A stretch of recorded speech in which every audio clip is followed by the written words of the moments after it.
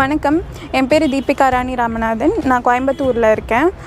நான் wheelchair fencing player. So 2019 நடந்த 12th நேஷ்னல்ஸில் வந்துட்டு நான் gold and silver medal win பண்ணியிருந்தேன்.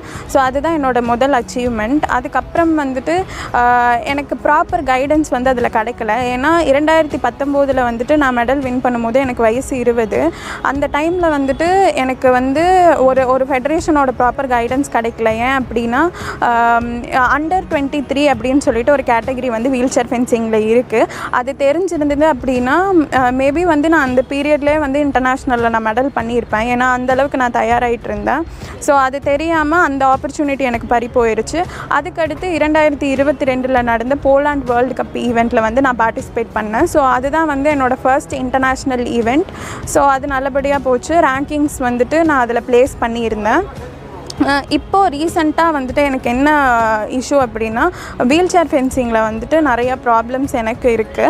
ஸோ அதை வெளிக்கொண்டு வர விதமாக தான் வந்துட்டு நான் இன்றைக்கி வந்து கலெக்டர் ஆஃபீஸில் வந்துட்டு ஒரு லெட்டர் கொடுக்கலான்னு வந்திருந்தேன். அப்போது கலெக்டர் கொஞ்சம் பிஸி அப்படிங்கிறனால இது வந்து ஸ்போர்ட்ஸ் ஆஃபீஸர்கிட்ட வந்துட்டு ஃபார்வர்ட் பண்ண சொல்லிட்டாங்க. ஸோ அவங்கள பார்த்து நான் லெட்டர் கொடுக்கறதா இருந்தேன். இது எதுக்காக அப்படின்னா வந்துட்டு அக்டோபர் மாதம் வந்துட்டு ஏஷியன் கேம்ஸ் வந்து நடைபெற்றுச்சு. அதுக்கு முன்னாடி வந்து ப்ராப்பரான ட்ரையலோ இல்லை ப்ராப்பரான செலெக்ஷன் ப்ராசஸோ நடக்கலை. ஸோ இதுதான் என்னோட வந்து பிரச்சனை.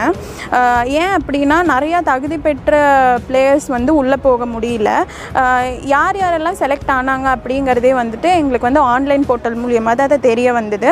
ஏன் கூட சமதளத்தில் விளையாண்ட நிறையா பேர் வந்து அதில் வந்து உள்ளே போயிருந்தாங்க. அவங்கள வந்து கேட்கும்போது கூட அவங்க சரியான பதில் அளிக்கலை. ஃபெடரேஷனை கேட்கும்போது அவங்க என்ன சொல்லிட்டாங்க அப்படின்னா ஐவாஸ் வந்து செலக்ட் பண்ணிட்டாங்க, நாங்கள் செலக்ட் பண்ணலன்னு ஒரு பதில் சொல்லிட்டாங்க. ஸோ எங்களுக்கான கைடன்ஸ், ப்ராப்பர் கைடன்ஸ் எங்கேயுமே எங்களுக்கு கிடைக்கல.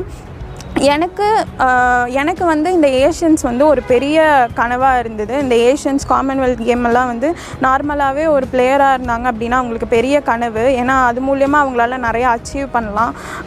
ஸோ என்னோட கனவு வந்து இதில் வந்து நிறைவேறலைன்னு தான் சொல்லணும். இதுக்கான பதில் வந்து நம்ம அரசு தான் எனக்கு தேடி தரணும்.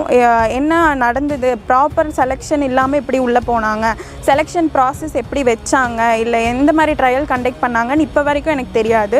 ஸோ இதுக்கு வந்துட்டு ஒரு இன்வெஸ்டிகேஷன் வச்சு இது எப்படி நடந்தது. சென்னையை சேர்ந்து ஷிராந்தி தாமஸ் அப்படின்னு சொல்லிட்டு ஒரு பிளேயர் வந்துட்டு ஏஷியன்ஸில் வந்து தமிழ்நாடுலேருந்து செலக்ட் ஆகிருந்தாங்க. ஸோ அவங்களும் நானும் மோரோவர் சொல்லப்போனால் ஒரு சில புள்ளிகள் தான் வந்துட்டு வேர்ல்டு ரேங்கிங்கில் வந்துட்டு டிஃப்ரென்ஸில் இருந்தோம். அப்போது ட்ரையலுக்கு வந்து அவங்கள கூப்பிட்டுருந்தாங்க அப்படின்னா அதில் நானும் இருந்திருக்கணும். பட் எனக்கு எந்த ஒரு இன்ஃபர்மேஷனும் வரலை. ஸோ இது வந்து என்னோட உரிமை வந்து பறிப்போனதாக தான் நான் நினைக்கிறேன். இதுக்கான சரியான பதில் வந்துட்டு எனக்கு வந்து கலெக்டர் சாரும் வந்துட்டு அதுக்கப்புறம் வந்து ஸ்போர்ட்ஸ் மினிஸ்டர் ஐயாவும் மெம்பர் செக்ரட்டரி சாரும் எனக்கு வந்து கேட்டு எனக்கு வந்து தக்க நடவடிக்கை எடுக்கணும், இதுக்கான தக்க நடவடிக்கை எடுக்கணும். இனிமேல் வந்துட்டு எந்த ப்ராசஸாக இருந்தாலும் அது டிரான்ஸ்பரண்ட்டாக இருக்கணும்.